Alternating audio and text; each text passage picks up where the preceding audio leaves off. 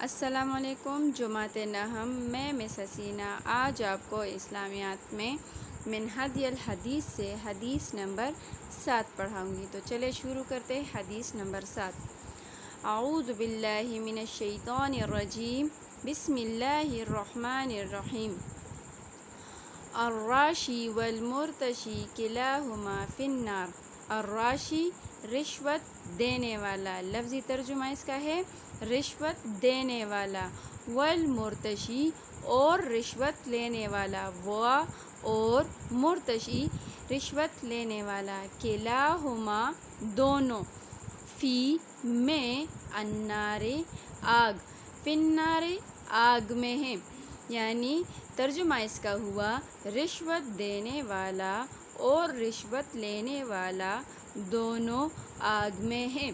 اس حدیث میں رشوت کی ممانعت آئی ہے۔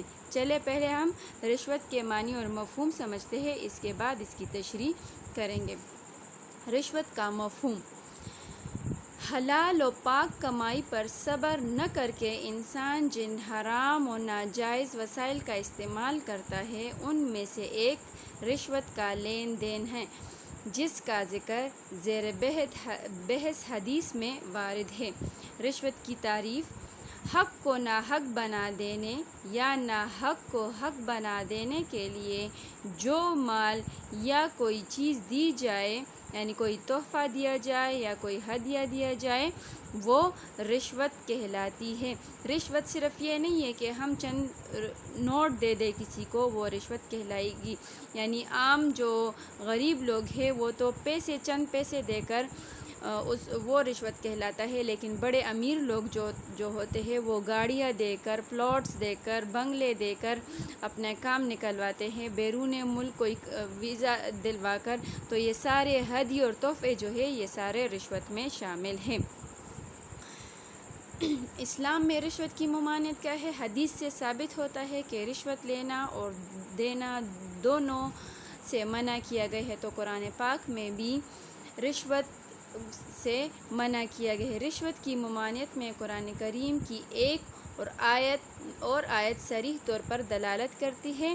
آیت ہے سورہ بقرہ کی 188، وَلَا تَأْكُلُوا أَمْوَالَكُمْ بَيْنَكُمْ بِالْبَاطِلِ وَتُدْلُوا بِهَا إِلَى الْحُكَّامِ لِتَأْكُلُوا فَرِيقًا مِنْ أَمْوَالِ النَّاسِ بِالْإِثْمِ وَأَنْتُمْ تَعْلَمُونَ۔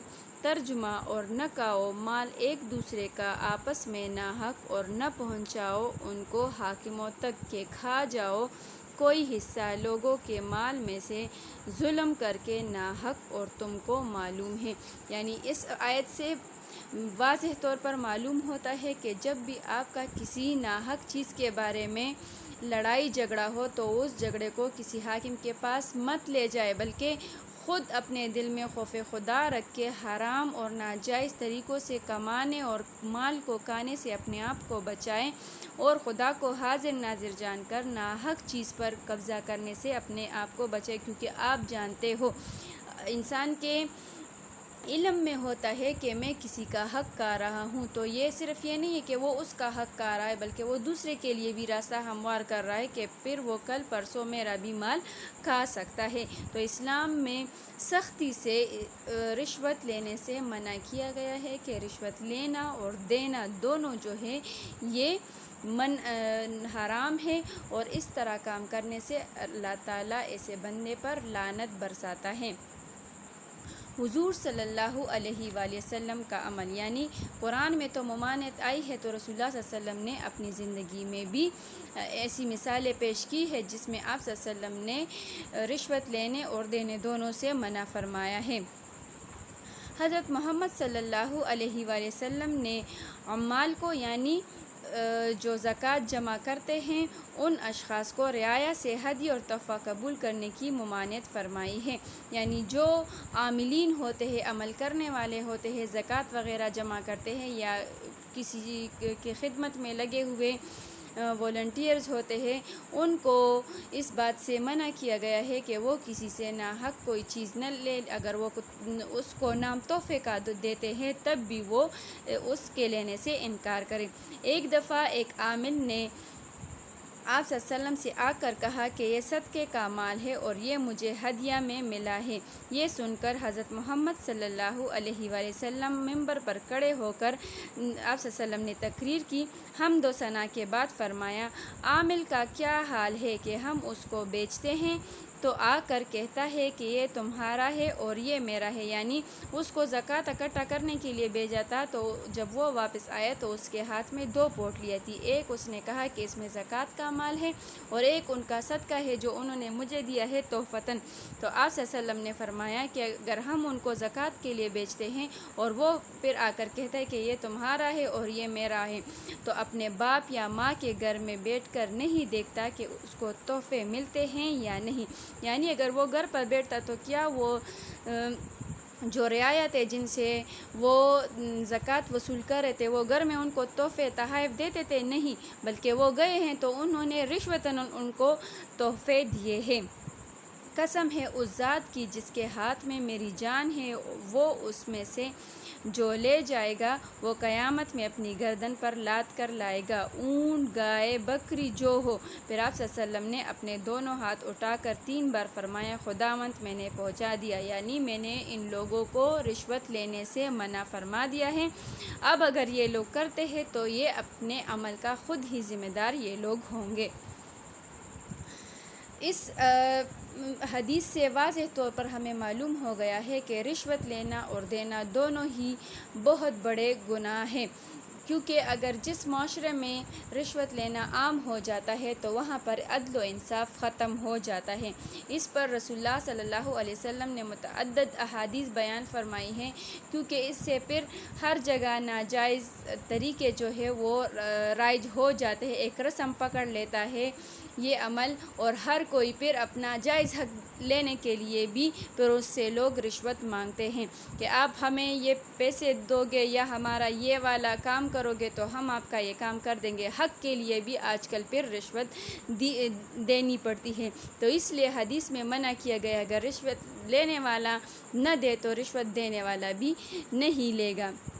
اگر ہر ایک اپنے عمل کی طرف دیکھے کہ ہاں یہ جائز حق ہے اس بندے کا اور میں اس ڈیوٹی پر لگا ہوا ہوں کہ میں اس کو اس کا حق دلا دوں، تو اس کو چاہیے کہ اللہ کو حاضر و ناظر جان کر اپنے فرض کو پورا کرے اور حقدار کو اس کا حق دے، ناجائز کسی کا حق دوسرے بندے کو نہ دے کہ کوئی بھی ناجائز طریقے سے دوسرے کا مال نہ کھائے، کیونکہ جو بندہ حرام کھاتا ہے اس کی کوئی بھی عبادت قبول نہیں ہوتی، چاہے وہ پیدل چل کر خانہ کعبہ چلا جائے، اس کے بال گندے ہو، اس کے کپڑے پٹے پرانے اور وہ اللہ اللہ کہے تو اللہ تعالیٰ اس کی عبادت قبول نہیں کرتا۔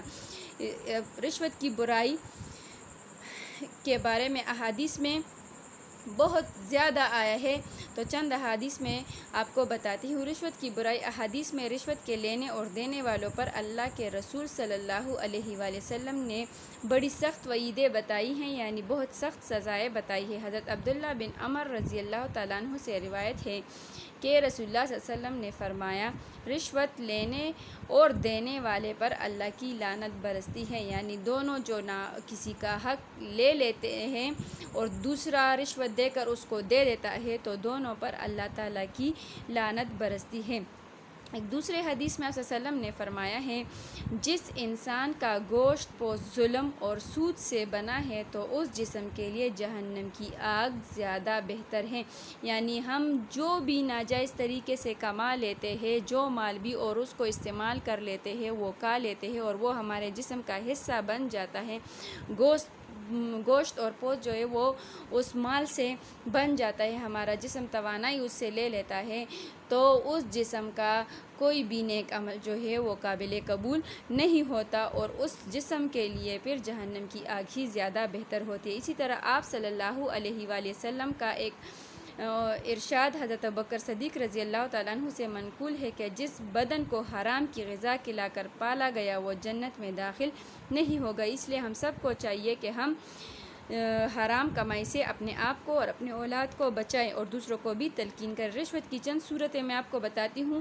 پہلی ہے ناحق کام کرنے کے لیے مال دینا، نمبر 2 کسی پر ظلم کرنے کے لیے کچھ دینا. نمبر 3 حرام کاموں کے لیے پیسہ خرچ کرنا. نمبر 4 کسی کے آبرو یعنی عزت آبرو پامال کرنے کے لیے رشوت دینا، یعنی کسی کی عزت کو خراب کرنے کے لیے رشوت دینا. تو یہ چند صورتیں ہیں. انشاءاللہ تعالی ہم کوشش کریں گے کہ رشوت لینے اور دینے سے اپنے معاشرے کو صاف رکھیں. دعا گو رہوں گی. والسلام